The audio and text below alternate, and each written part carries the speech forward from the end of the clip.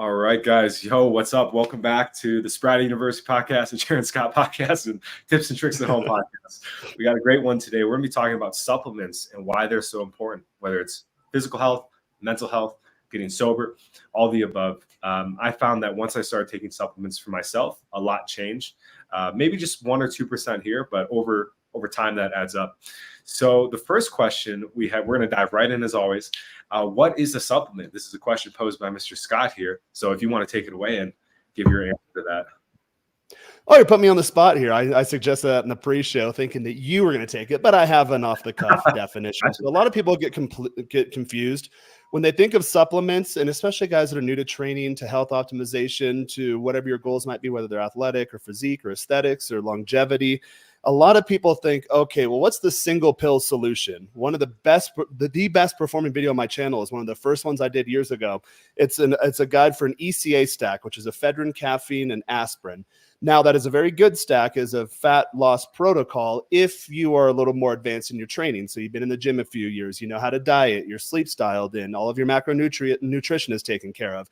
Now, if you're 100 pounds overweight, you're still slamming KFC, donuts, full sugar sodas, and then you think, oh, I'll just do an ephedrine stack. Your system is already so stressed out that you're likely going to have not only bad results, but you're going to have very severe health issues. That's a very powerful supplement stack. So when I refer to supplement is literally in the name of what it's describing. It supplements everything else you're already doing. So if you have your sleep dialed in, if you have your diet dialed in, if you've been in the gym for a few years, you know how your body works, you know how to stimulate it, how to feed it, and how to recover it properly, then that's when you start looking at supplementation. Supplementation is that little extra. And it's like anything in life. You have to get the fundamentals down first. You have to build a baseline. And then once you get, let's say 95% of the way there, then that's when you start doing these little small details that gives you maybe only a percentile extra, but that's what really makes you notice the difference. And going back to what I was saying in the pre-show, I used to be of the mentality, started getting my diet down, started getting more into supplementation, but now I'm at the point where my baseline, I've raised it so much to where I can start backing off the supplements. But we'll also go into this in this show topic. My goals have changed a bit too. They're not to be big and mean and jacked, although I usually am most of the time. But the goal is health and longevity, or for me, it's aging gracefully. So when it comes to supplementation, it literally is just that. It is a supplement. It is an addition to everything else you're already doing right. Yes, I really like that. And I think a lot of times you see people are just deficient in certain areas, depending on maybe the climate they're in, where they are in the world, maybe it's their diet. And so this is a great way as well, just like you said, to supplement those things that maybe are not, we're not getting on a regular basis in our diet or just through where we live and stuff. Andy, any thoughts on what does supplementation mean to you? Yeah, I think Jaron's pretty much nailed it there. Well, there's so I speak to so many guys and they're all, they might be out of shape or whatever, and they're all looking for that. What's that magic pill, that quick fix? And there isn't a magic pill. Firstly, supplements, I think they only work when you're already optimized, or they only really work when you've optimized first. There's almost like a hierarchy. And yeah, the basics first, get your diet right, get your sleep right, that kind of thing, get your training split right. Those things will do, 85%. Well, your diet does 85% of it anyway. If you get your diet dialed in, going to the gym, as you know, you're not growing in the gym. You're just stimulating the muscles. You're growing outside the gym in your sleep, in your recovery, and in your diet. And that'll do 85% diet. So the idea that you can just start taking tablets and sort yourself out, it's nonsense. You've got to optimize yourself first. And as Jan said, supplements are supplements. There's many different supplements on the market. I particularly like them, but I think you should only take supplements with blood tests so you know where you're at. So constantly 6 monthly blood tests so you can tweak. And it's only when you're at quite an advanced level. So I've been doing this a while now, having blood tests, and I constantly tweak doses and, tracking my food and things like this. So yeah, you can, there's regular supplements that everyone takes, like a multivitamin or a multivitamin, as you guys call it. But if you want to get a bit more advanced than that, I think you ought to be looking at your bloods too. Don't know what you guys think of that. Yeah, for bloods anyway. I've never gotten my bloods. Well, I've got my bloods taken once, and everything was really good. I will say I totally agree with you. Like, if you really want to get in it, definitely make sure you're optimized in other areas. I do think though, like for a lot of people that get into addiction recovery, they're just so low. Like anything can just give them a little boost. Like they just need something. Vitamin D, vitamin C. We'll talk about some of the main ones. So I think you guys are talking about a little advanced level. So we're going to cover all the levels today. So no matter where you're at, you can kind of get some benefit from this. Because when I was, starting out on my supplement journey, I definitely was not optimized. I was like, I had been drinking all the time. I'd been smoking weed 24/7. My dopamine was all messed up. And so really kind of just taking anything to give me a little bit of help so I could get through that withdrawal period was really helpful. Now though, I'm with you guys. Like I think it's, there's stuff I don't use them every day. There's stuff I take out. There's stuff I add here and there. So I think that's really important. And then Jaron, you've done a lot with like blood work and stuff. What is your thoughts with that? Yeah, I think blood work absolutely is essential. Even if you're just starting out, just to get a baseline, just to know where you're at. I get guys that reach out to me all the time. Hey man, do you think I need TRT? Well, what do your bloods look like? Oh, I don't know. I just think I maybe do. And I can look at them through the camera like, okay, you're 80 pounds overweight. I can tell you're drinking just based on your lack of skin quality. I can tell you're not sleeping well. You have bags under your eyes. You look kind of gaunt. I can, because I've been in the training environment for so long that you can literally just look at someone's physique and pretty much to a fairly high degree of accuracy understand what it is they're doing or what they're not doing. Now, when it comes to supplementation, Joel, you did just mention, I think this would maybe be a good way to progress the show in terms of there is a hierarchy. There are supplements, like if you're a kid just getting into the gym, it might be hard to eat 200 grams of protein every day. So a protein supplement might be appropriate to you, but there's different types of protein. Do you want a mass gainer? That's mostly maltodextrin, which is just sugar. A big guy like me, naturally, when I do a mass gainer, I get fat and bloated and tired and cranky and my joints get sore. That doesn't work for me. I use a protein isolate. If I'm cutting, I use a carnivore protein. So there's hierarchies of different classes of supplements. And then at the individual supplement level, there's a hierarchy too. So I propose starting with someone who has no experience at all, or maybe, Joel, as you mentioned, someone that's an addict watching right now. I have the philosophy of you want to replace bad habits with good habits. So I was in that point years ago too. I was going through a divorce. I had just come off bankrupting a company.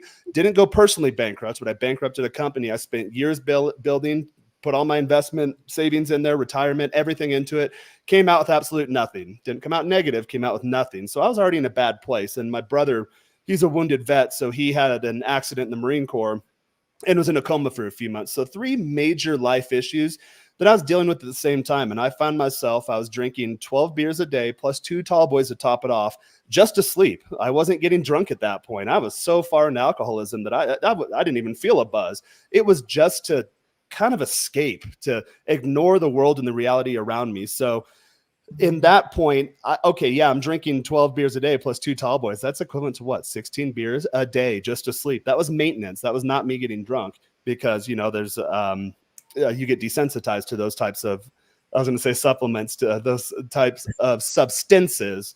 And at that point, I could do everything right. I could get on TRT. I could start going to the gym. I could start cleaning up my diet. But if I'm still drinking 16 beers a day, I'm not really doing anything. I'm not doing anything that's going to get me to that next level of ultimately being optimized.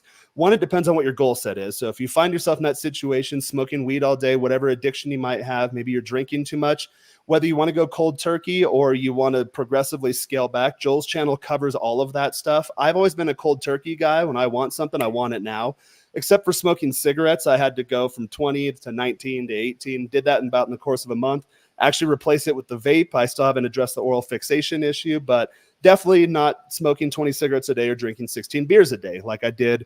That was almost like 10 years ago. So I'm a new person now. But when you're in that point, let's say you take the scale back approach to where, I'm doing 16 beers a day. Now I'll do 15 tomorrow, I'll do 14 the next day. By the end of the month, you're off. And then as you're doing that, and you'll notice you won't start feeling better. You'll just start feeling slightly less shitty. So as you're starting to feel slightly less shitty and you start to get some momentum, like, oh, hey, I haven't drank in a month now. Oh, I'm not smoking cigarettes anymore. Then that's when you want to start adding new habits. So if you remove a beer a day, maybe remove the fast food too, and then start eating fruit instead of, like a McDonald's apple pie or McFlurry or whatever. Still, as you get more into it, you'll see when you get more advanced, maybe you don't want to do fruit that much. There's different considerations, but if you're just getting started, scale back on the bad habits and replace them with good habits. I'm all about momentum, and I think that's a good baseline. Now, for supplementation, as Andy mentioned, you want to get your multivitamins. You want to make sure that's all down pat. And don't forget your diet, too. Food is your medicine. So once you get your diet down pat, a lot of these issues that you might be experiencing, they just go away. So again, you want to define your goal set. You want to remove bad habits and replace them with good habits. Do it progressively, because I meet guys all the time. Okay, yeah, I quit cold turkey, everything I'm doing, got the gym shoes and the wraps and the chalk and this and that. And I'm from one day to the next, I'm rapidly going to be a new person. And they just bring their body to a halt. You're already stressed out physically. You throw all these new stressors at it, and you're going through withdrawal. You're not going to sustain. It's not going to last. It's a marathon. It's not a race. I've been at it for 20 years now, and you just learn a little bit more about yourself. You get a little better. You get a little more efficient, to the point where I'm at, to where I realize I don't need to take as many supplements because my natural baseline has already been raised so much that it really doesn't make sense in the term of the risk versus reward or the harm mitigation type strategies. I've got a dad who was a bodybuilder back in the day, and he took all sorts of crazy stuff, and his kidneys got shot out by the time he was about my age, because he was just taking powders and mixes and this and that, and some oral pharmaceutical enhancement too. That and alcohol does not mix. So really, it's just taking a holistic overall assessment of your current state of health, identifying what can I start scaling back on from the negative habits, replace those with good habits. And then I'd say that's where you start. Now, once you have replaced all your bad habits with good habits, or most of them, then that's where, and again, it's a journey, you'll start looking at different supplements. So that's kind of my overall philosophy on it. I'll kick it over to you guys, then maybe we can start talking about the hierarchy of supplements. What are the first ones you start taking? You're not going to go full cycle Ronnie Coleman bodybuilder steroid stack before you start doing protein and creatine. So there is an escalation there. Yeah, I want to McFlurry now. That's all I'm telling you. You got me. I know, right? Triggered for McDonald's. So I think you made a great point that food is a great supplement. That's like our number one supplement, food and water. We're 80% water as humans. So in your water, right? These great milk containers. Oh, for sure. I've only got a glass. Oh, and he's got a glass. What a square. Yeah. T1 tap water. That'll get you losing weight. No, this is filtered. Filtered water, guys, for sure. Hey, yep. I've got a good one there, Sharon. You just reminded me, when I first started weightlifting, I think it was about 17, and they used to sell these. I used to go to one of these old-fashioned, proper, old-fashioned weightlifting gyms. Where they played like Rocky soundtrack and where you'll get tetanus. Those are my favorite gyms. Yeah. And it was like a dodgeball. It was an average Joe's gym, that kind of scenario. And what they used to sell there was this supplement called Animal Pack, and it was a bag full. Yeah, I've taken those. And you used to piss green, didn't you? So, yeah, all day long. You just green. It's expensive too. I think, I took that again early in my gym journey. Like, and you fall into the marketing too. This might be a good topic to tackle. You fall into the marketing gimmicks, like, the animal pack. Well, there's so much ABV that's alcohol. There's so much of your daily value percentage that you need for those vitamins that you really just piss it all out. And again, I'm thinking now that I'm older, I don't want to put all that stress on my kidneys or my liver or my organs. So really just identify what you need and get that. But back when I was younger, I did the animal packs. I did the NOS Blast. I did Rip Fuel, the original one with the ephedrine in it, to lose all my weight. I used to be 100 pounds overweight when I was a teenager. Lost all the weight first. And then again, as you get going, you realize really all I have to do is just get my diet in check, and everything else just kind of pretty much levels out. We'll get into this topic. I do more advanced stuff. I do genetic testing too, where it'll actually tell you DNA markers, things that you want to or from an epigenetic standpoint, DNA markers that you want to activate or deactivate. That's way further down the line. But for now, multivitamin's good, but you don't need to be spending hundreds of dollars a month on supplements. I think that's a good point to make. Once you start breaking the $200-$300, and I've done that before, I'd go to Vitamin Shop, buy $500 worth of stuff, and then I realized, well, my HRT only cost me $70-$80 a month, and that does way more than all of the supplements I was taking before. So it's really just an education and a mindset shift. But I'm getting a bit ahead of the topic here. It really is a marketing thing too. And, part of the journey of supplements is learning like where to get them. You don't need like super fancy stuff. Like I don't go to GNC anymore. I go to, like when I was in the US, I go to Pick and Save. You get 2 for 1. So you can get a thing of fish oil for, 2 for 1, vitamin D, vitamin C. And I think that's a good transition. Let's kind of dive into like the hierarchy, right? So when you're starting out, I really like to start off with just the basics, right? Vitamin C, vitamin D, vitamin K, vitamin B. So all just your letters, right? I think that's a great place to start. I think a big one too, vitamin D, I found to be the most important with mood, depression. It's a hormone, isn't it? It's actually a hormone. It's a hormone. Hormone. I just got out of a tanning bed. I feel fantastic. There's a reason why. Yeah, outside, getting some sun, and especially in the winter, if you're in a place like an environment where there's no sun, it's going to affect you. You're going to get that seasonal affective disorder. I know I would get that every winter, and so I had to. That's a real thing too. Yeah, vitamin D. Yep. And we're out here in Mexico, so it's beautiful. We can go out right now and just sit in the sun. So that's what I did right before the stream, and just like you, I feel great. So it's a great one to start off with for sure. It will help the mood. So what are you thinking? Sun, sleep, diet. And then for especially men out there, make sure you're hitting your protein. You want to hit your protein minimum. A lot of guys say it's 1 gram of protein per pound of body mass. I have since recalculated that to mine. So I do DEXA scans, which gives you a body composition breakdown. I do a minimum of 1 gram of protein per pound of lean body mass. I don't need to feed fat. I just need to feed my muscle. Now, if I'm cutting and I'm on a severe caloric deficit, maybe I'll take that up to more about 1 gram of protein per pound of lean body mass.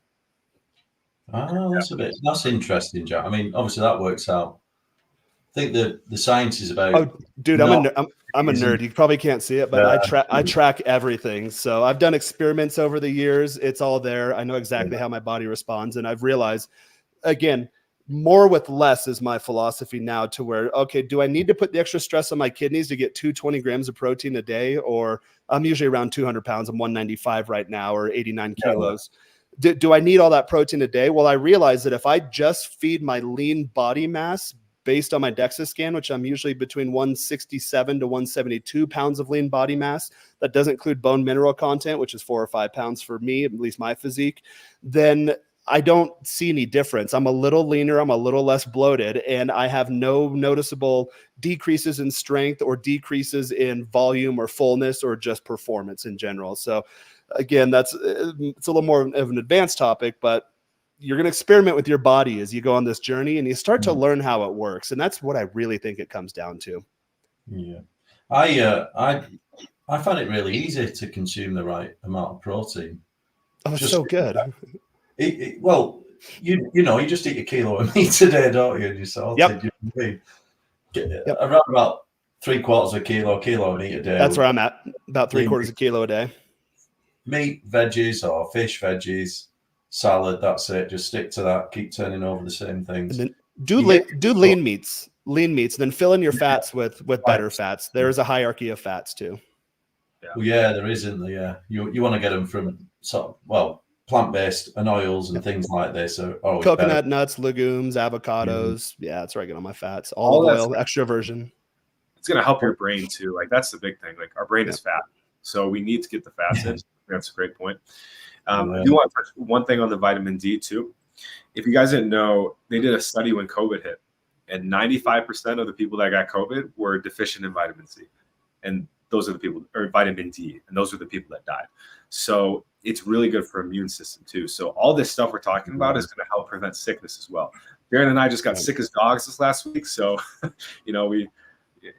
but we only got sick once, so I can say that I get my once a year. And it blows, and then I feel better. So I love it. Get your proteins, get your fats, make sure you're eating well. Start with the vitamin C or vitamin D. Vitamin C is a great one too. That's going to help with things like skin, with hair, nails.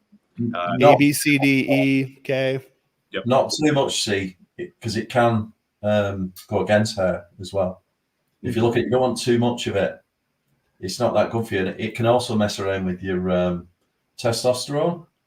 Really? As well as, Also, I think it's too much iron as well can mess around with your SHBG, which can bind up free testosterone.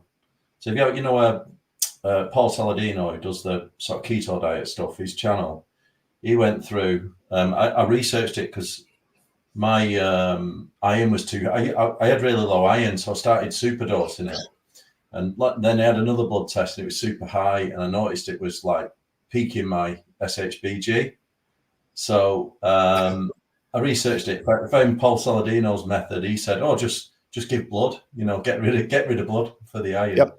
But what I did, I just cut the iron supplement out a bit, just to reduce it down. I was kind of deficient, so I took some. I probably humans are bad, aren't they?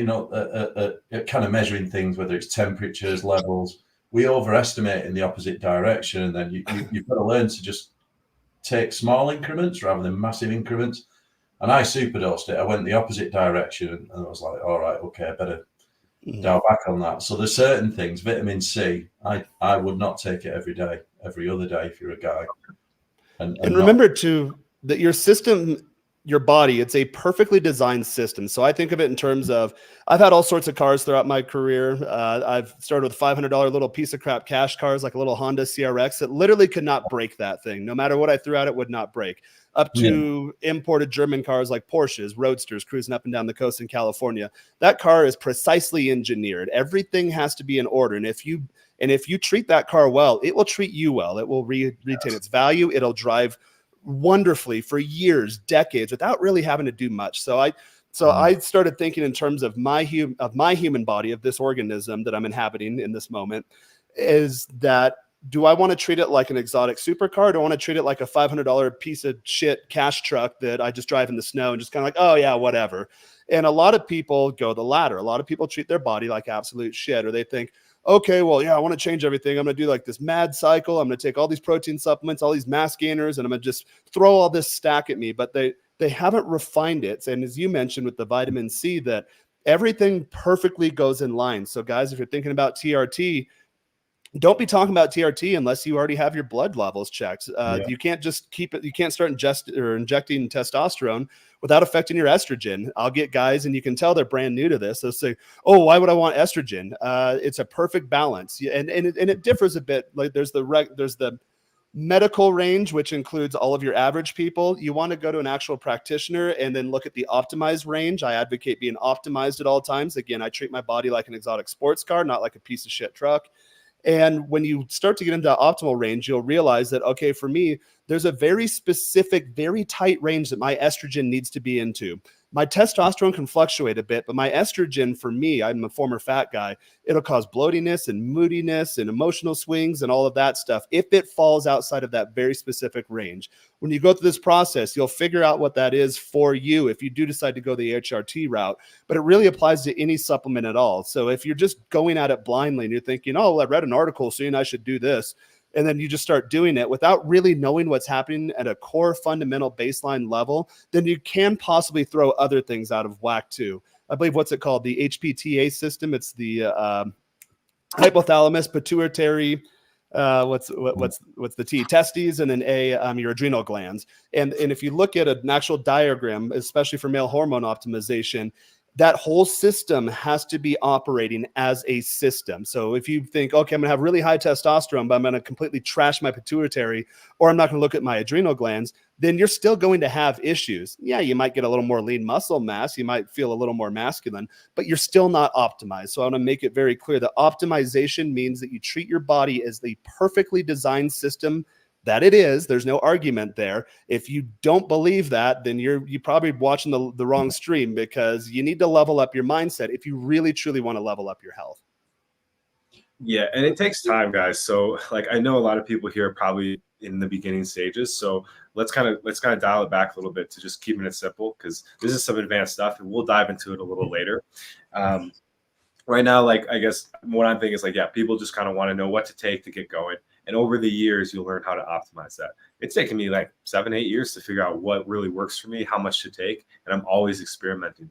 So we have a question in the audience. Before we dive into that question, though, one vitamin that I do recommend taking with vitamin D is vitamin K, because what happens with vitamin D is it can calcify in the blood, and you can get like clogged arteries. So what vitamin K does is it helps break that up. So you're not going to get any clogging or anything like that. So yeah, taking the little tips here and there. And then this question is from JT. I think it's going to tailor more towards you, Andy, and you, Jaron.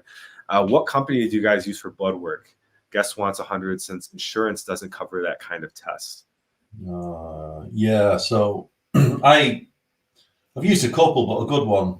I'm in the UK, so I use Medichecks, and you can get the range. They can anywhere from sort of £100. That's GDP, £100 all the way up to say 180, 200. Now, if you pay about 200, you can go to a clinic. So I used to use one called letsgetchecked.com. Letsgetchecked.com. They're a lot cheaper, but they send out these at-home kits. You've got a prick lance, and you've got to drip your finger into a test tube. You've got to drip some blood in. So I started to use Medichecks because you can go to your local clinic or your pharmacy, and they'll just take the blood for you there and then. Do it with it. You pay about another £30 or something to get a nurse to take your blood, but it's just cleaner. You know what I mean? They don't mess up the sample. So I use Medichecks, and you can get one if you want to do they do like an advanced male sports performance with all the hormones in it. It's something like 48 biomarkers. It's loads, and they'll give you everything. One of the ones that I check quite a lot is inflammation. I think inflammation is absolutely key to your overall health. So you always measure inflammation. You get a bunch of hormones. You get all the kind of like proteins in there, liver function, kidney function. So I think, yeah, Medichecks is a great one. Just go online, have a look. They do them with, like I say, I think 48 biomarkers. Last one I got. The one before that I got done in Hungary. And it was a private clinic, and I'm not kidding. There were 2 sheets of paper. There must have been like 100 biomarkers on it. They did absolutely everything. That was even more detailed, really detailed, right down to pretty much everything you could get. But yeah, off the shelf Medichecks. I don't know what you use. Karen. Yeah, now if you're in the US, because you brought up insurance, so I'm assuming you're probably in the US because we have a different medical system there. A lot of insurance, they won't cover the actual medication as part of your plan. You have to look at your individual plan. So we're up about that time of year to where your open enrollment period. So look at the plan, dive into your various policies. They usually give you, for at least when I've been employed on a W-2, I don't have US benefits now because I live in Mexico. It makes no sense for me to do that because medicine down here is better. It's more accessible. It's cheaper. It's more efficient than even your copay in the US. So I haven't had a US insurance policy in years. But even when I did, up to almost a decade ago, they might cover a specialist, but you have to get your primary care physician to refer you to a specialist based on your plan or your policy. And a lot of times your primary care physicians, they aren't well versed in TRT or HRT or just men's hormonal health. So there's a couple ways of going about this. You'll want to look in, if you're in a smaller town, it might be more difficult. If you're in a larger metro, I was in Houston at the time when I started researching this. I started off by researching endocrinologists in Houston that fell within my health insurance network. Started them first, realized it was kind of a pain in the ass, had to drive across town and had to have big wait backlogs and had to coordinate things with my insurance and PCP, and that just wasn't fun. So then I went the route where I went telemedicine. So there's a company I use out of Fort Lauderdale, Florida called Defy Medical. And I was doing research too. So there's Dr. Jay Chrysler. I believe he's out of Michigan. And then he does a subscription model, at least when I was researching. I think it was $199 a month flat fee. They send you all your meds, your testosterone, any estrogen, any DHEA, any additional things you might need if you want HCG, if you want to retain fertility. I'm currently not on HCG. That question of retaining fertility, I've retained it. That's another topic for another day. A lot of bodybuilders think, oh, I'm sterile. And then they pop out a kid and, oh, it was a surprise. So don't fall into that illusion that, oh, I'm on TRT now, I can't have kids. You can, and you will if you're not careful. But again, another topic for another day. So try your teledoc, guys. I like Defy Medical. I believe when I started, it was $90 or something like that for a consultation. It's all done through Skype or Zoom or Teams or Google Meet, whatever you prefer.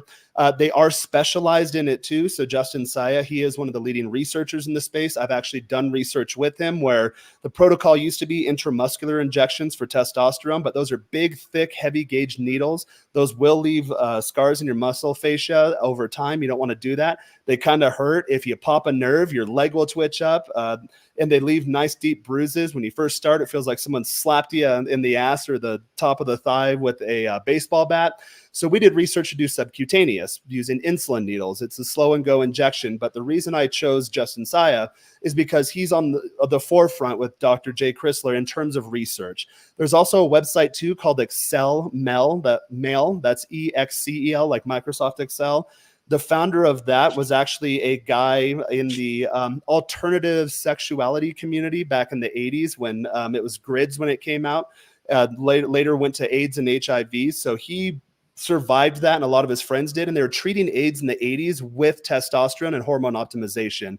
So he's very well knowledge in the space. I don't believe he's a medical doctor. I might be incorrect.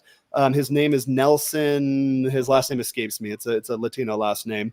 And he's really good too in terms of he hosts a forum where a lot of people share a lot of knowledge. So I'd recommend start getting educated on these topics first.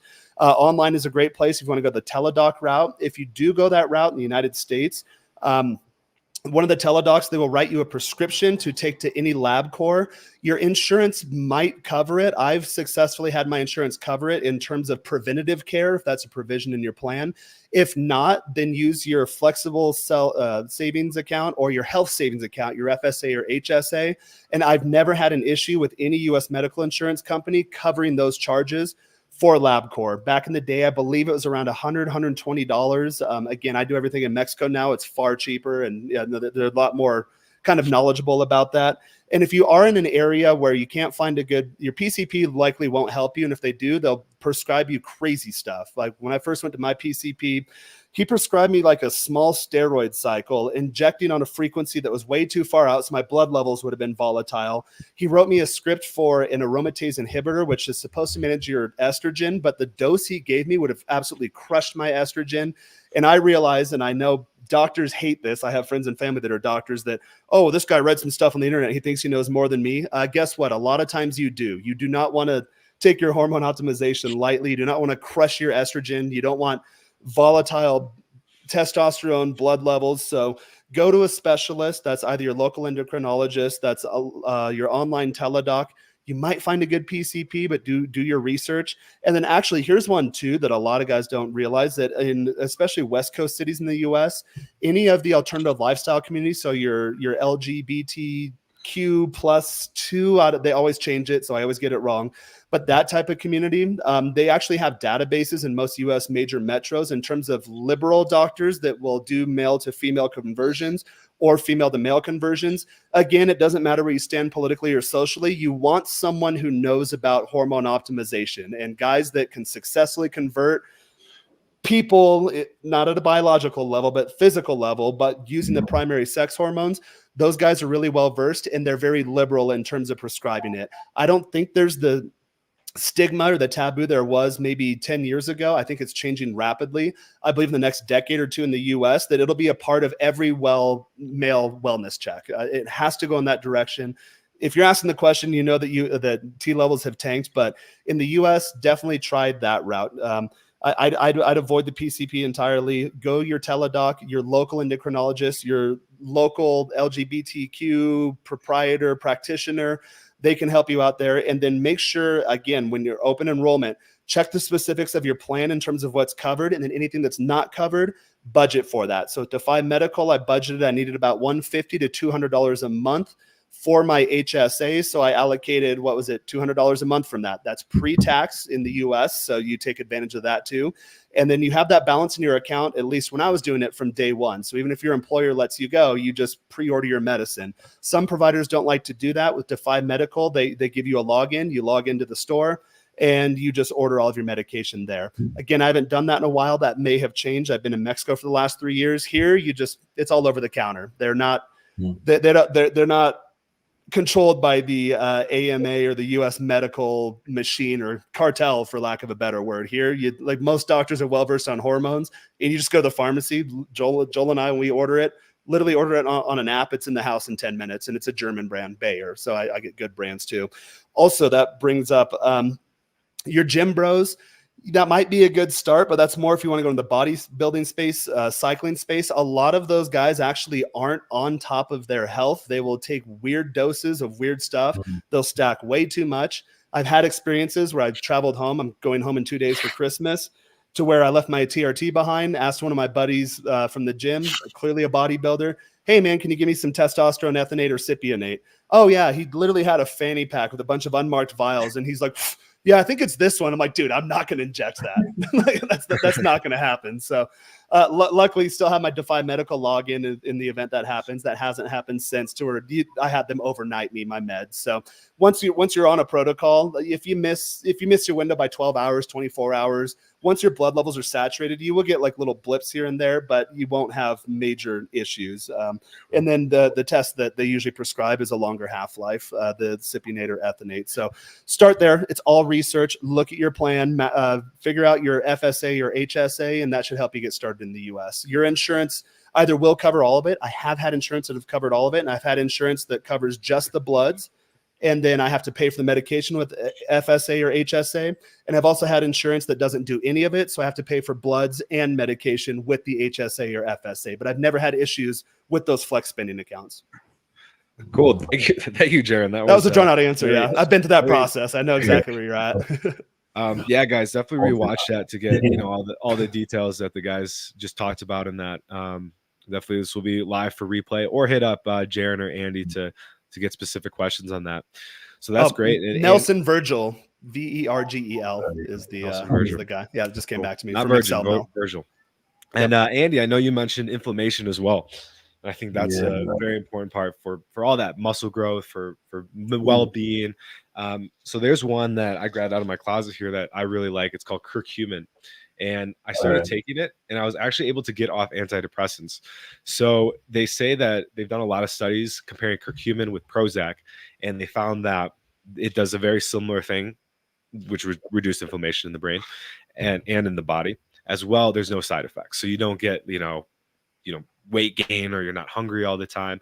So it's one I really recommend for de-stressing for sure. It helps in the gym as well, like we've been talking about, because your muscles, they get inflamed as well when you're sick, if you're stressed out. So this is one, I'm going to take one here right now, but I really recommend it.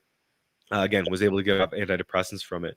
And I think a really important thing too is to look at the other ingredients that are in these supplements, because you might grab them off the shelf and they might, be exactly what you want.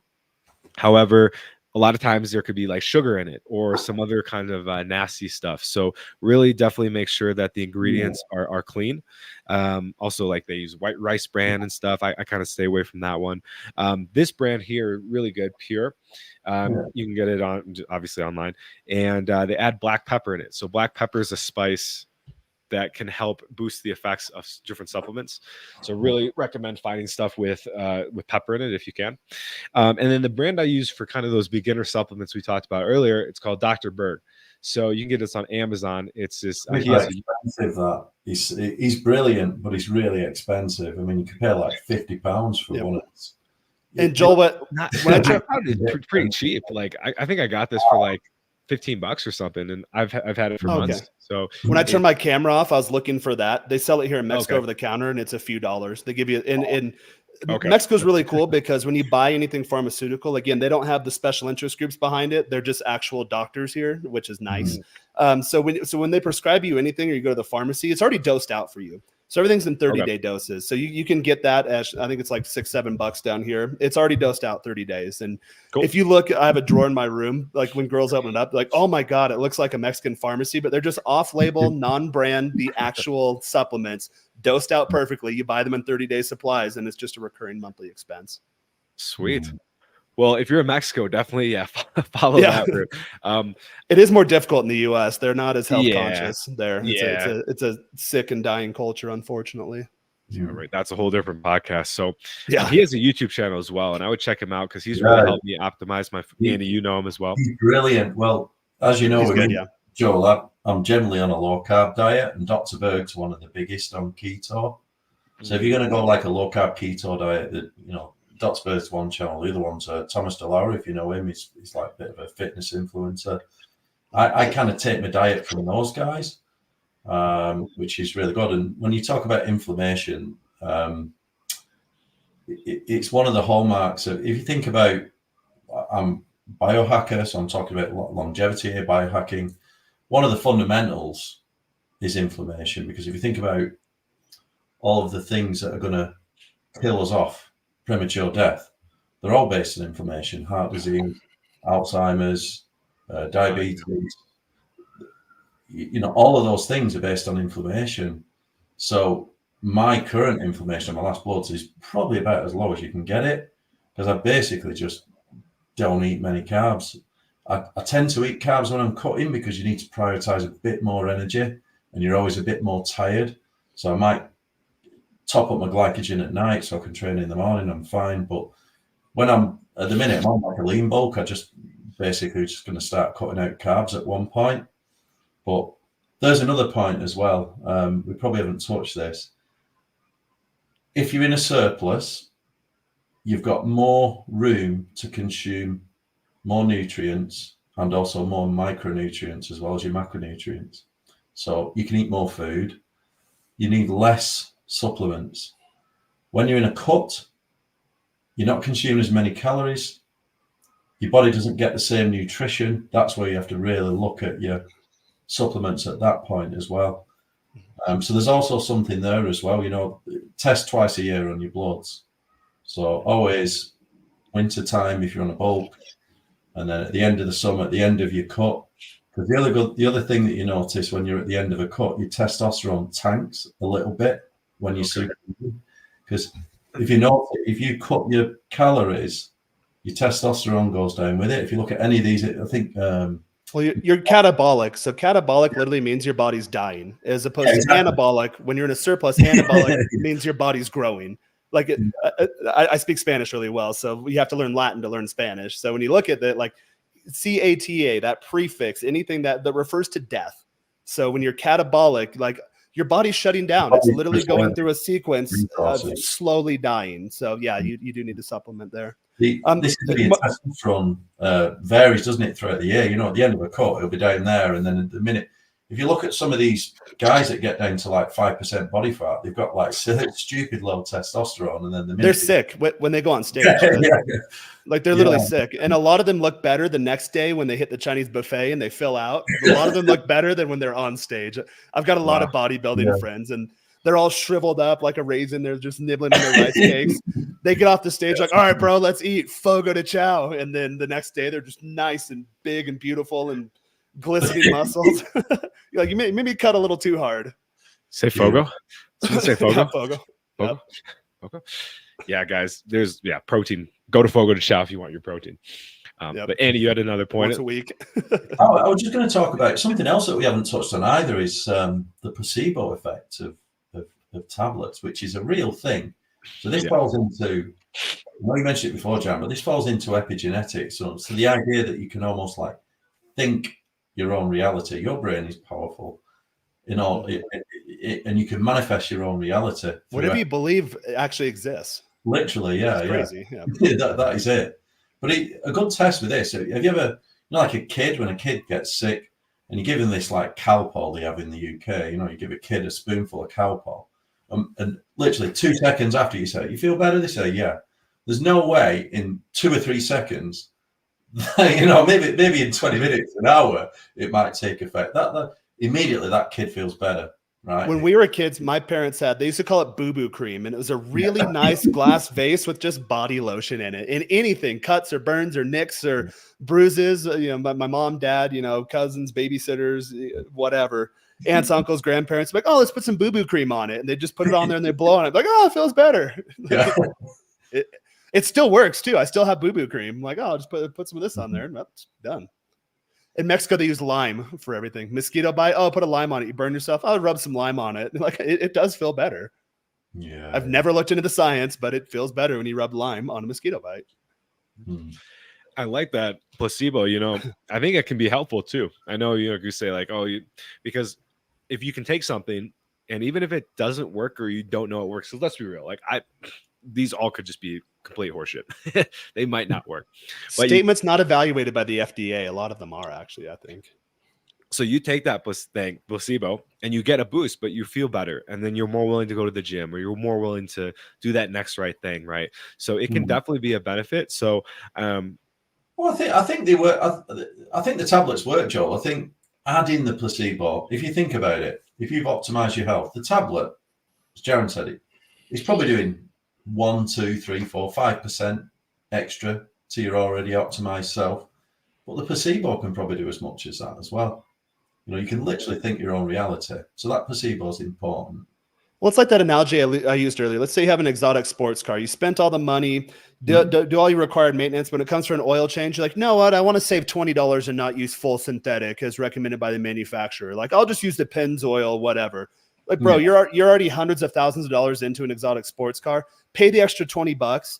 And like, it might not make that world of a difference, or it's such a refined, perfectly designed, engineered machine that it could blow the whole thing up. But just go ahead and just put the best stuff in that machine as per required by the manufacturer. And that's the way I look at overall general health too. Okay. Yeah. Maybe I mentioned earlier in the pre-show, I take tadalafil 5 milligrams a day. That's for circulation, that's for heart health, and that's for prostate health. A lot of guys know it by the marketing name in the US as Cialis. That's a 20 milligram dose is for your ED dose. But if you do a 5 milligram a day dose, that's just for general health and prostate optimization. It does give you nice gym pumps. So again, I don't have to take the arginine or all these other crazy powdered mixes that my kidneys have to filter. I'm just on 5 milligrams a day of tadalafil. Now, if I go a month without doing that, I'm still going to be okay. But I might notice that I don't get like as veiny in the gym. Maybe my pumps aren't as intense. Maybe I don't feel like I'm ripping out of my skin when I get that post pump going. Maybe my erections aren't 100% rock hard. Maybe they're 97% rock hard. So, and that's just one thing. So when you take this mentality and then you add these supplements and you stack them, another one I've done forever for the last few years is HGH. I take a replacement dose for a deficient teenager, which is 1.2 milligrams a day. Bodybuilders usually start at 4 milligrams a day. You'll see the extended bellies. They'll start having organ issues. They'll start having the big chin, the big arm, like the big hands, the big ears, if you take too much of that. But if you take a very measured, mild dose in conjunction with a measured, mild dose of all these other things, again, we're talking optimization here, then they compound nicely. But I haven't taken HGH in the last month. I really don't feel that much different. However, a little more water retention under the skin, just a little. It's noticeable to me, but no one else notices it unless you've researched this for yourself and you've gone down this path yourself. You're not going to notice it. I notice it because I've been in this body for 36, almost 37 years now, but no one else notices these things. So it's really about, I always advocate minimally viable dose. So on the TRT thing, I'm coming off of a very mild bulk that ended up being more of a recomp. So I'm just slightly over the recommended medical range for TRT, but I'm still a fraction of what a starting steroid dose would be. So we're kind of in the middle here. Guys will ask me like, oh, you're in a steroid cycle? I'm like, well, not really. It's like an enhanced TRT kind of uptick, but I'm immediately going to go back to my normal TRT levels, scale back progressively, hold the mass, adjust the diet. There is a ramp up and ramp down period. You don't want to lose your gains for any reason. But again, when it comes to supplements, there's not just one thing that's going to solve all of your issues. You really have to dial it all in. And a lot of times less really is more. And that's been one of the biggest revelations I've had in my health journey years ago, thinking, I need more supplements. Starting to scale back and think, no, if I just really dial in everything from a hormonal, vitamin, mineral level, inflammation markers, I check that too, all of your lipid profiles, if everything biologically works well, then I don't need to really take all this other stuff. I'll get a lot more out of having a dialed in TRT dose than I will taking creatine. Although I take creatine daily too. I'm on and off creatine. Yeah. And it's an experiment process. Again, back to the thing, like you gotta spend some time figuring out what works for you and what doesn't. Speaking of testosterone, I'm glad you brought that up. There's a couple I wanted to share here with you guys that I found very important for my testosterone and estrogen metabolism. So the first one's called DIM. You might have heard it before. What it does is it reduces the amount of estrogen that's in the body, which is good for males. It also helps with women when they're on like prenatal stuff and and about to have kids. So really good one there. And your cruciferous vegetables will do yes, that too. So your broccolis, absolutely. your cauliflowers, anything of that general shape and consistency, that also help regulate your estrogen. Yep, broccoli is the highest testosterone plant, I think. At least one of them, broccoli, cauliflower. So, and then with DIM, what I like to take as well is boron. So boron I take with DIM, and what boron does is, so as men, we can only we can only utilize a certain amount of testosterone in our bodies, and I don't think it's very much. I think it's like 10%. So this allows us to use a couple percent more. So we get to use a little more of the free testosterone that's floating around in our bodies. So free versus total. I was going to ask you, Andy, about that to define that. It's generally 2% of your overall, and the thing to watch there is your SHBG. So if your SHBG binds your testosterone, so if you think your overall, and then you're only going to use about 2%, and this is when you get your bloods done, you can check your overall health. If you're between 1.5 to 2% of total testosterone, I think you're healthy. If it starts going super low, it means your SHBG is creeping up. So yeah, it's only a small amount. I mean, and this is where you can have super high testosterone, but super low free testosterone. Yeah, that's what it is. Yep. This is why you get on a panel with experts, because you can clarify your theories. Boron's one of the main ones, to help. This is one of them. I don't take it, but okay. Yeah, you're right there.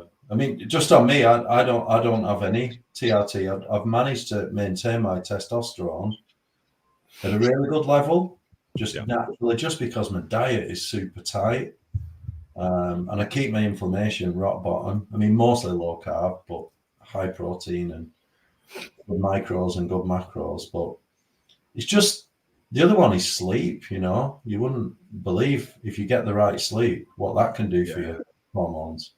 And not thinking, Jaronity, if you're knocking back 10 pints of beer a day, forget it. Your testosterone's going to be in the gutter. You know what I mean? You can't be drinking, really, or you got to really dial it back. Yeah, drink here or there is good. Yep, but okay if you can handle it. But if you're someone that's that got that alcoholic gene. And then coming back to you got to trial and error. Like if I take these every day, I start to get angry. So that was my gauge that, take them a couple times a week and just, as a little boost. Right. Because, and I remember I was seeing a buddy in Dallas and he's like, I was talking to him, man, I just don't think I have enough testosterone. He's like, Joel, I think you have too much testosterone. You're pretty aggressive. And I'm just like, huh. So definitely it's a trial and error thing. So we're coming near the hour here, and I think we're going to wrap soon. However, there's one supplement that I know, Andy, you wanted to mention, Jaron, you use, and that's creatine. I don't use it, but I want to know your guys' take on it. Why do you use it? Why do you think it's important? I'm sure a lot of guys do as well, especially for the gym. Right. Shall I go first? Yeah, go. Right. So I take creatine every single day, right? And I believe 5 to 8 grams creatine every day. 2 reasons. One, because I don't take any TRT or anything like that, so I kind of need that extra creatine. But the other thing is, creatine is super good for brain health, right? And there's been there was a Andrew Huberman's podcast they went through. Andy Galpin, I think it was, went through it for about 2 hours, all this research. It's good for brain health, and in terms of, I think it's going to get to the point where they'll probably start prescribing it to everyone. I think even females should have it too. So I always take creatine. It's absolutely super important. I would probably argue it's possibly the best supplement at the most affordable price on the market out there. When you start off weightlifting, that's what kids take. Like teenagers can take. Yeah. I knew kids when I was 10 years old taking creatine. Some of the moms and baseball moms, oh my God, taking supplements at such a young age, but it's just lack of education. And a big thing is it's widely available. It's widely available and it's cheap too. It's gone up in price though. Oh, has it? A little bit in the last 12 months. Yeah, it's gone up quite a bit. Probably like 30%, 50% in some parts, but it's still cheap. Yeah. People must be catching on. They're like, oh, this is good for you. Let's jack the price. Definitely creatine. I mean, I've got 2 more. I would take 3, right? My goals are I've got two big goals. One is physique. I want to look great, physique, and the other one is longevity. So I would take creatine, glycine, and collagen. Right, glycine and collagen are absolutely key for longevity. We don't produce enough of it. The reason why our skin ages as we get older, it's not essential for life. So you can kind of let your skin go wrinkly and thin and brittle and all that kind of thing. Whereas if you keep on top of it, we don't create enough glycine naturally. I think our body only produces like 3 grams, and you need about 12 grams just to sustain the regular collagen turnover. So if you're going to take collagen peptide, take glycine with it. Creatine, glycine, collagen is a minimum, then everything else after. Cool. Awesome, man. Yeah. Definitely hit up Andy on his YouTube or Instagram for some more details on that. If you look at my recipes, I always put it in. If you look at my recipes, every one, I do some cooking videos. I always chuck a bit of glycine, collagen, and creatine, pretty much flipping everything. Okay. Cool. Yeah, I didn't know that about creatine. That's crazy. I always thought that if you take it and you stop using it, you get fat because it's just like all that water gets. Yeah, but if you're controlling your diet, you won't have them problems. It depends. Okay. Yeah. Okay. I just don't put on weight now. Yeah. You're pretty lean. And used to be a big guy too, which is crazy. Jaron, what's your experience with creatine and why do you think it's important? Yeah, I've taken creatine on and off. So even I lost a bunch of weight when I was 16, 17, took a year off, started hitting the gym about 18 or 19 to put good mass back on with my first bulk. So started doing creatine then. I've been on and off it over the years. There used to be kind of mainstream going around years ago that it'll actually lead you to bloat. It can do that. It adds more water or more hydrogen actually inside the muscle. But the bloat issues for me really came down to not having my diet dialed in. I found that if everything's dialed in, creatine doesn't really bloat at all anymore.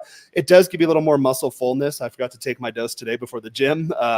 So I need to take it right after this. But I normally do it daily too. And again, that's just because it's cheap. I buy it here on Amazon in Mexico, like big thing, probably 10, 15 bucks. It lasts me 3 months. I take 5 milligrams a day, which is a maintenance dose. Now, there are some people too, which I think guys will say, oh, it causes bloat issues. There are people that advocate you front load it. But again, I don't think in terms of short sprints. I think in terms of longevity. So just start taking what you need today and then take it consistently, and it'll take a bit for it to ramp up maybe. But you don't want, with anything, you don't want your blood levels to spike. It's same thing when you're drinking. Like if I do a bunch of shots real fast and I don't have a drink for the rest of the day, and then I try to fall asleep, I will be hungover. Now, if I drink just a drink an hour and I maintain for literally all weekend long, these Mexican weddings will go for 3 days long of just nonstop partying. But if you're just maintaining 1 drink an hour, then eventually I can let it come down because it went up gradually. My blood level came down gradually. Sleep, be up for work on Monday, not have a hangover, be a little dehydrated, maybe a little tired, but not throbbing headache or stomach hurting or anything. That's how you kind of want to look at it for supplements too. You don't want peaks and valleys in your blood levels. So scale up to it, scale down. Creatine, I just started taking it 5 milligrams a day. Just take that as a maintenance dose every day. I don't cycle creatine or anything like that. Again, that's just part of my just overall baseline basic health. I think, as Andy mentioned, it gives you fantastic benefits. The cost versus benefit, reward versus risk ratio is fantastic. It's cheap. It's been well studied. It's been around forever. Anyone who is in the gym should have it in their supplement stack. Another one, if you want to take it a step further, that I used to do is glutamine.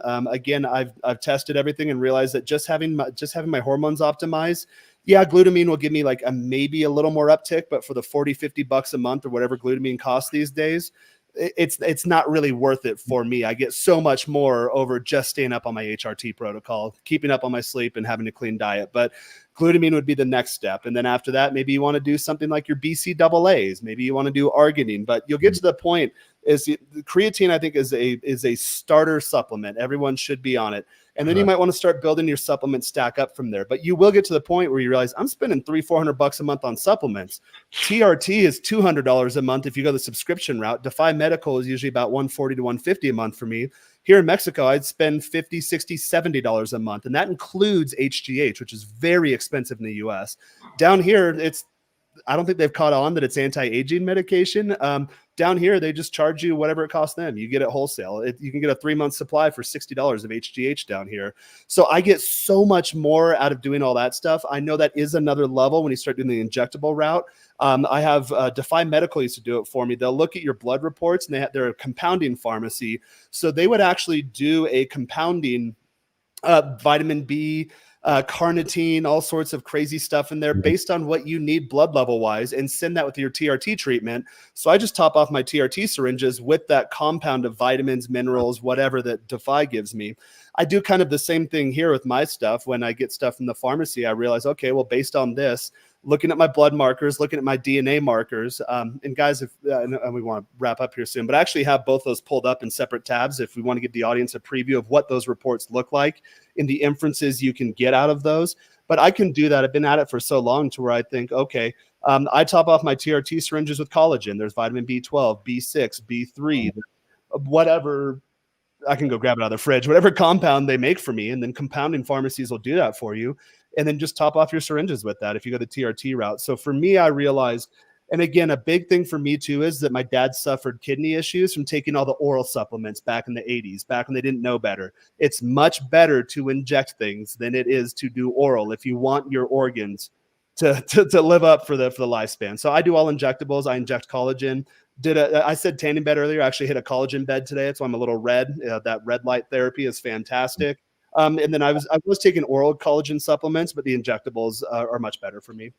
So I try to reduce what has to go through my system, and then if I can put it in a syringe and just boom right in me, then that's the way I choose to go. And most doctors that are up to date on this type of stuff, they will agree with that, or people that are well versed in this. If you're not sure, ask someone like me, ask someone like Andy. Go to Excel Mel. Do your research. I always say in terms of supplementation, diet, training, any of that stuff, just look at people who are healthy. When people say things like, oh, vegan's the best diet. Like, well, no, it's not. I was a vegan for 3 years. And then now I do primary carnivore. I do the carb cycling. I do low carb on most days, but you do need refeeds. For me, at least it's once a week. If I want to get fuller, stronger based on my gym goals, it's twice a week. And I can do that. Joel has seen, since I track everything in this little journal here, that I will get a spike in weight. I will gain 2 kilos after a binge. And then by day 3, I get what's called a whoosh effect, where I'm actually lower and leaner than I was before the binge. So you start to learn all these things. Just look at someone that is fit and then ask them what they do. And if you ask a lot of people, you realize, oh, they all do carb cycling. Oh, they all get animal source protein. Oh, they all get basics, isn't that? Restorative, generative sleep. Yeah. So there's no secret out there. Like just do what works. Yep. To be honest, Jaron, what you said is, sorry, Joel. It isn't a matter of education. Everyone knows, really. They know what to do. Yeah. It's habits. Just eat well. People don't want to eat well. They want to. But these are cravings, aren't they? People. Yeah. There's an addiction component to it too. Getting education is important, though, because I think getting education is important. So thanks for everyone who did tune in today to get educated, because there's stuff I learned today that I didn't know. So never think you know it all, or else you're gonna be in a bad spot. So that's great, guys. And I think kind of wrap it up here, the key is to find out like why you're doing it and find people that align with that. So for me, it's for mental health reasons. I want to have my brain optimized. I want to have a great mood. I don't want to feel depressed or anything like that, because I spent a lot of years in those negative mental health states. So that's kind of my goal. For me, the fitness is a little bit of a bonus. So like creatine example, hearing that's good for the brain, definitely going to get on that. Probiotic, prebiotic, one we didn't talk about, but you can hit me up for any of these guys. I'm huge on gut health. Yep. Got to get that gut in check. And so I'm going to be going to the store today, get a probiotic. And other than that, guys, I'm traveling to the U.S. Yeah, I'll need kombucha. U.S. diet fucks up my system because it's all artificial food. Mexican food's actually alive. Joel, you'll see. I told you when you got here, if you leave it out on the counter, it will go bad. That is what food is supposed to do. Your food is supposed to go bad if you leave it out. In the US, you can leave it out for days, weeks, and like you won't get sick. That's not food. Yeah. Don't eat that. Don't put that in your system. You can leave vegetables out for weeks and they're good, which is like, you have a day and it's bad. Even in the fridge, you got like 2 days. Yep. We got this meat once. There's this butcher we go to, and man, I had it for like 3 days in the fridge, and it was Not just bad. it smelled like death. Yeah. So Because absolutely, guys. your food is alive. In the U.S., they nuke it. Damn it! I know I don't want to go into gut health, but your food is alive. Like, it's just a giant ecosystem. So you want to eat things that are alive and have them go through you, because you derive your energy and your life force from live foods. If you're eating like pasteurized stuff in the U.S., I don't know how they sold the U.S. public on everything should be pasteurized. No, all of your milk should be raw. I used to buy raw goat milk in San Diego. Oh my God, that stuff is like doing a mild steroid cycle. Like, it brings you to life. Joel, probably not safe for YouTube, but I mentioned another milk source the other day in the pre-show. That's one of the best things you can put in your body. Yep. So Nice. guys hit me up for that story. That was a fun one, recent, but we'll keep it at that: raw, organic, live milk. Yep. And yeah, gut health, super important. And Joel, I did want to ask, because we kind of skirted across some mental health issues, but I know the U.S. culturally, when I was a kid, I was diagnosed ADHD as a kid. Really, what that means is just you're a smart kid in a stupid fucking school. So if anyone tells you your kids are ADHD, that they're probably lying. You just need to get your kid in a class that is at his academic or intellectual level, and he or she will be fine. But the U.S. is always it's this one pill culture. So, Jaron can't sit on his hands for 8 hours a day in class because this is remedial bullshit stuff that he knew when he was a fucking 3-year-old. Let's put him on amphetamine when he's 6 years old. That is a terrible way. That is child abuse if you fall into that mindset. And we get indoctrinated into that. So as a kid, all growing up, it was, okay, well, I feel kind of down. Well, yeah, I was obese. Oh, let's put you on antidepressants. Okay, one of them actually gave me brain shocks when I took myself off of it. The doctors never wanted me to take me off all this stuff. I just started going cold turkey and removing myself. I was on Effexor XR. It literally shocks you in the middle of your brain. Coming off Adderall after having been on it for 20 some odd years, that is really tough. That is a methamphetamine withdrawal you're going through that they put you on since you were a kid. So I'm not a psychiatrist by any means. If you're crazy, psychotic, or suicidal or whatever, go to your medical professional. But that's step one. Once you start addressing the body as an organism, once you start addressing your emotional health, your physical health, your spiritual health. Oh, God is dead in the US, but he's coming back. Like, you have to address your spiritual health. And guess what? Your mental health just falls in line. Once you get, again, these core basic operating systems of your perfectly designed organism in check. Once you adapt that mindset, you actually understand it, you integrate that, and you start addressing these issues, the mental health thing just goes away. Like, I don't get depressed anymore. Shitty stuff happens all the time. Joel, you've seen it. I've been through things that would have broken me years ago, but when everything's in check, you're like, all right, like, it's part of life. Yeah. It's gonna happen. I'm on the hard level before I get to the boss. Once I beat the boss, I beat the game. And then I'm on to a harder game. So once you start to understand these things, and health is so key for mental health, Joel, I know that's your focus. For me, mental health is a byproduct. For me, the physical health is a byproduct. For me, it's really, I'm all about optimization. Just from a pragmatic standpoint, I only have Warren Buffett has the clip that he did years ago that you see going around the social media sphere every now and then. He says, like, hey, like, you buy a car and you wax it and you wash it and you take care of it and you get all the maintenance, but you're sitting here in this body and you trash the shit out of it. And you only have one of them. You only have one of these things. And for me, thank God I adopted that mindset from a very young age that I want to age gracefully. I want to get the most out of life. I'm really weird about my skin too. That is where the physical me ends and the rest of the world begins. So I am very big on the skin versus world barrier. And when you start to look at things that way, it's impossible to not treat your body poorly.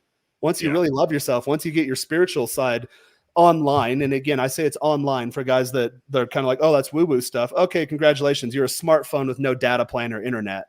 Like, cool, you can do, like, whatever apps are on there you can do, but you don't have a connection to the ether, that whatever that is. So really look into the spiritual side of things too. And then once you get all that all together, your mental health just resolves itself. Again, unless you have like actual physical brain chemistry issues, like traumatic brain injury or any of that stuff. But any of the stuff like, oh, I'm depressed. Well, yeah, you don't fucking move. You have a shit diet. You're drinking everything. You're smoking weed all day. Yeah, let's touch on it. Yeah, absolutely. And we'll save the spiritual stuff for a different conversation because that's a whole podcast in itself.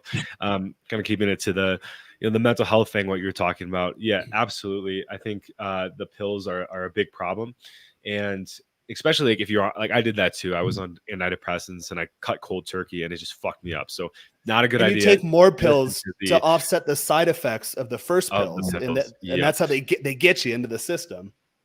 And with ADHD too, I have some videos on my channel where we talk about that with some other guests, and I think it's really important to really look at it because I got prescribed for ADHD in college. I got it for partying, of course. I didn't get it actually because I had ADHD, but the sheet that I filled out to get it was just like, "Do you get easily distracted?" Yep. Yes. It's a 10-point questionnaire.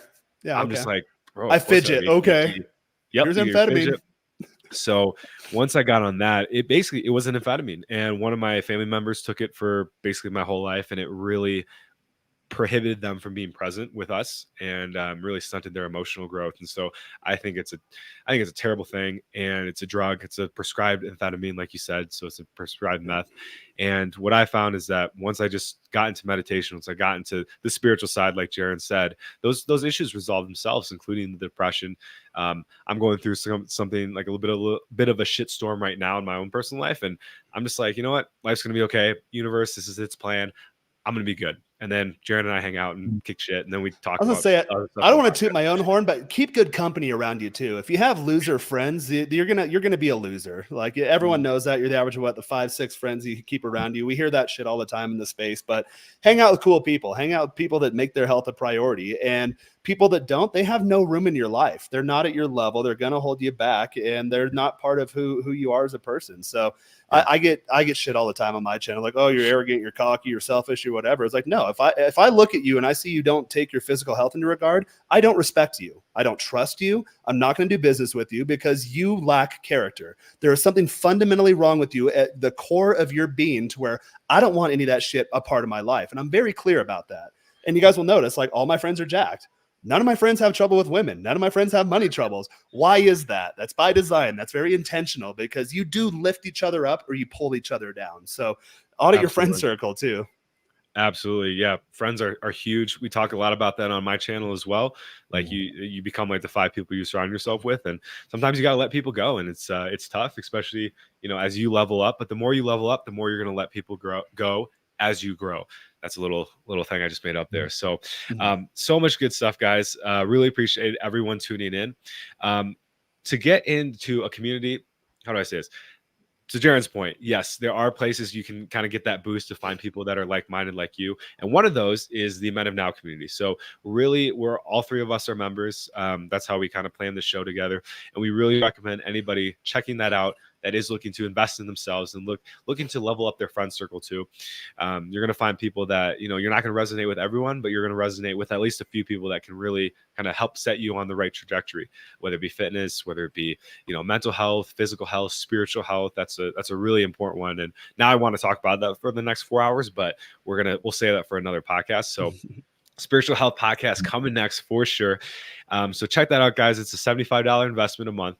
And, that's like 4 trips to Carl's Jr. at this point. So it's like, do you want Carl's Jr. or do you want to hang out with guys that, take care of themselves? It's a bar tab. Yeah. Taking that off of drinking and get on our workshops and our live calls and, little powwow sessions, Q&As, all that good stuff. Yeah. Get off Netflix and Disney Plus and stop draining your dopamine in front of the TV and then hang out with real people in person. Well, virtual person.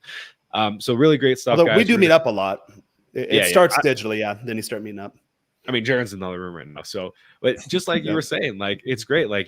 We get to connect at the end of the day and we get to just talk to shoot the shit. We work out together. So really surrounding yourself with really healthy people that are like-minded like you is really going to change your life. And, you always have to come back to who you are as a person. You're always going to be alone in this universe. However, you can at least have other people to support you and bounce things off. So when you are alone, you still feel strong, and then you can enjoy those times when you're alone. So definitely finding that balance. For myself, you can check me out on Sobriety University YouTube channel. I talk about all things addiction, recovery, sobriety, kind of touching more on these niche topics too.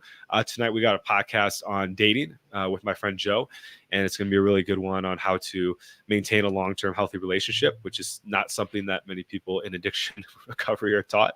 I know I was taught that healthy relationships don't exist, and it has to be codependent and dysfunctional. And yeah, when pops up in your real life, you're like, no, this ain't right. So we're going to be talking about that. And then if you do need help overcoming your addiction, I invite you to book a call with me down below.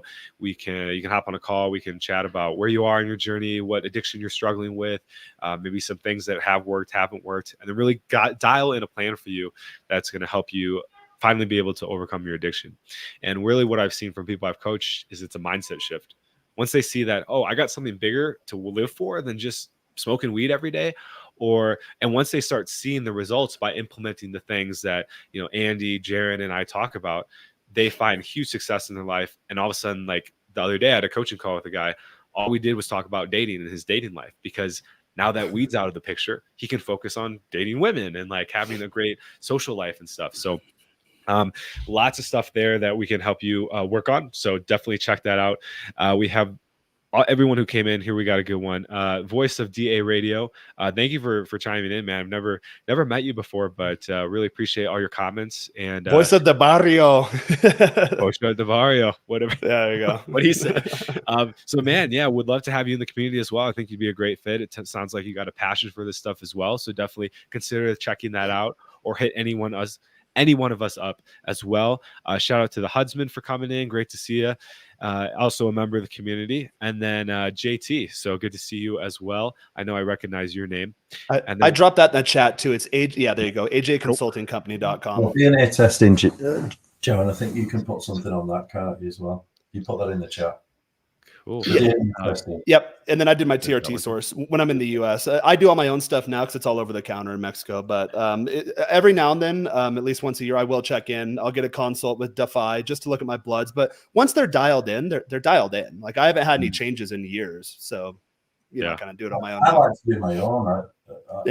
There's these companies. There's a couple. There's one you pay about £1,500 a year. And they'll do everything, like look after your bloods and all your supplements. But that's like the US ones I mentioned. It's a subscription model. Yeah. They just ship you everything every month. I'm too much of a nerd. I like to read my own bloods and play around. Me too. I just like to do it myself. You do get a doctor's report with it, but it's like I use a car analogy. It's like restoring a car, but you get to build your own body, your own mind, and your own spirit. It's awesome. You're like, what do I want to do today? Who do I want to become? How do I want to look? How much weight do I want to lift? How much do I want to eat?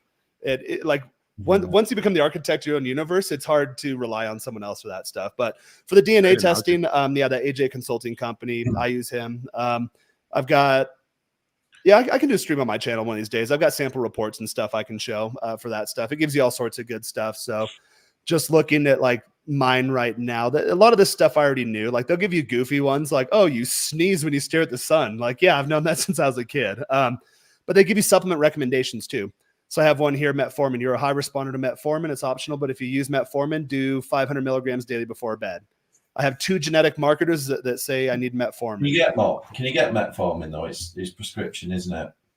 In Mexico, everything's over the counter. Metformin. Oh yeah. Everywhere else, it's prescription. Do you mind if I present this real quick? I can just show it. Yeah, metformin. It's literally $3 a month. US again, everything. There's a whole medical cartel racket. You're going to be spending 10 to 15, sometimes 30 times as much as what this medication is actually worth.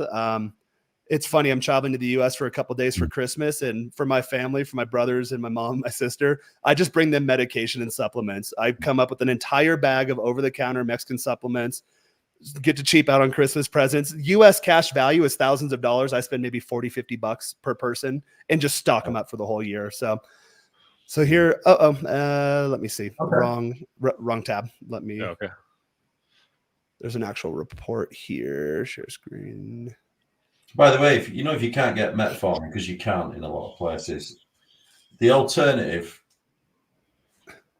NMN and transresveratrol, is like a weaker version. So you can always get that. That's cheap. We should do an anti-aging stream one of these days too, because I'm kind of a dork on that topic also. Yeah. But this, if you guys do that AJ Consulting Company, he'll give you a report like this. This is based on my genetic markers. So you just do your 23andMe. I think down here in Mexico, I had to use Ancestry.com. I did use a fake name because I was worried I might have kids in the database. I don't. I actually matched with like 26% like DNA, shared DNA with an aunt of mine who's really into genealogy. And she got excited. She's like, oh my God, there's one of us. You're in Mexico. What are you doing? I'm like, oh no, it's Jaron. She's like, oh, damn it. I thought, thought we discovered another one because my uncles got around back in the day. So we discover a lot of family members doing that genetic thing. So if you are worried about that, use a fake name, fake address, do a different country. If you don't really care, I don't really care.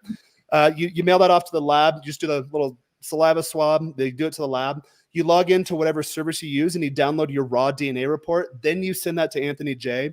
He runs it through whatever system, software, algorithm he has, and he comes back with this stuff. And these are things, your report will look different because obviously you have different DNA than I do, but these are ones for me. Like I have a higher propensity for depression. So it says, okay, well, you should be taking St. John's wort before bed. 5-HTP, taking methyltryptophan before bedtime. I take that. Anxiety. I knew since I was a kid I had anxiety, and that's something I have to manage. Well, here's a supplement right here to take care of that. Caffeine. Caffeine stays in your body slightly longer than average. How long adrenaline stays? I know I've always been able to do caffeine well. You have a slower breakdown of nicotine. Okay, cool. So these a lot of these things are already things I knew, like type 2 diabetes that runs in my family. For people who are overweight, if you're not overweight, you don't get diabetes in my family. In general, if you have a good diet, you're not going to get things like diabetes. I get called cocky sometimes. Like, I'm not going to get cancer unless there's like a dirty bomb that goes off and I get exposure to, nuclear fallout or something like that.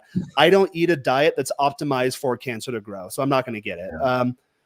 And again, guys, I'm saying this matter of fact, because once you educate yourself, it is matter of fact, and it's all right here. A lot of the stuff I knew. But we talked about this, blood iron markers. They do all your lipid stuff. I want to keep fasted triglyceride optimized. Triglyceride is just fat in the bloodstream. I knew that. I was obese as a kid. There's one, gut issues. I don't really have gut issues, but I focus on probiotics and gut health in general. Vitamin D is huge. So it says monitor your levels of D3. I take the supplement just like Joel showed, D3 with K12. Seed oils. Everyone avoids seed oils. Don't ever eat them. There's no reason you should ever put them in your diet, but my body especially cannot handle them. The super inflammatory. Yeah, exactly. So, like takeaways, chips, fries, as you call them, anything like fried chicken. We air fry here. So air fried French fries, fantastic. No fat on them. It's a starchy carb. Takeout, they're full of seed oils, and that's one of that's. God, yeah. Highest inflammation food. It's absolutely terrible for you. Here's a big one for me, which, guys, if you look at my channel, there's a Fat to Fit playlist. I was highly estrogenic as a kid. I know that because I never had a big belly. I had love handles, thighs, and hips. That is a female fat distribution pattern. It's called a gynoidal fat distribution pattern, and that will indicate that your estrogen's too high. Again, I get guys that reach out to me like, hey, man, you have some gynecomastia. Oh, no, I don't. I don't have bitch tits. I'm like, I can look at your body and tell you what it's doing hormonally, because your body is just a byproduct of what's going on internally. But for me, in my case, I have two genes that like, hey, you got to watch out for estrogen. I didn't know that as a kid. Once I started doing my HRT protocol, we dialed that in, and my estrogen has to be at a very specific number. There's not a lot of fluctuation I can allow myself there, because as my DNA markers indicate, I have less estrogen breakdown. So I really have to watch that. But once you get it in, you don't have to worry about it. Thyroid. I was obese as a kid, so that could be a thyroid issue. He gave me a whole stack of thyroid supplements to take, which I take as per his prescription or recommendation, and it just seems to work. Retinol is great for anti-aging and just health optimization in general. Heavy metals, stay away from these. Fructose, a lot of people think, oh, it's fruit, it's good for you, and they just slam fruit smoothies. Guess what? When you remove it from the fiber, it's just all sugar. And fructose, a lot of times, it can only be stored in your liver, and once you spill over, it goes to body fat. It's not going to get stored as glycogen. Jen, I got to pause here. I actually got to run. Okay, cool. And I have to end the stream, so you guys should cool. And then we could, if you guys want more info on this, hit up Jaron for a coaching call. He'll help you out like 101, get you everything you need to get optimized. He's the man for that. So I know you got your coaching and stuff available on your website. So yeah, right? So yeah, guys, just hit me up. Someone asked what my Instagram is. It's at Jaron Scott. That sums up the report. So it gives you all sorts of cool stuff, tells you how to really optimize your health, take it to the next level. I'm all about optimization. If you have any more questions about that, again, hit me up at Jaron Scott. I've got the Gringo Guides brand too. So I'm gonna start doing more Mexico type topics, learning Spanish, but I do like this stuff. I like optimization. I like men's health. So I'm just trying to figure out how I'm gonna divvy up my time in the new year, but any TRT, health related, fat loss related, health optimization. If you like the approach I take, if I have the type of physique you'd like to maybe build for yourself, if I live the type of lifestyle you'd like to, hit me up. If what I say doesn't resonate with you, maybe Joel has a better approach that you resonate more with, then hit him up, hit Andy up. So we're just here to give you knowledge, but in terms of how you want to go about it, we might differ in certain philosophies there. So feel free to hit any one of us up. And worst case scenario, we'll just point in the right direction. And again, you should definitely consider the community because we have a lot more experts in there. This is kind of a staple of any men's self-help group is to get your health together naturally. So that's my 2 cents. Thanks guys for stopping on by. Jaron, Instagram at Jaron Scott. That's how you reach me. Yep. And you can get that full report if you join the community too. I'm sure Jaron will be able to help you out. No, yeah, I'll share it with you. Yep. Andy, to yourself, where can people find you? What's this YouTube channel? Tips and tricks at home. Yeah. So I've got Instagram at AndyHolt_AZL. On there, I've got the links to everything, including my YouTube channel, which is Tips and Tricks at Home.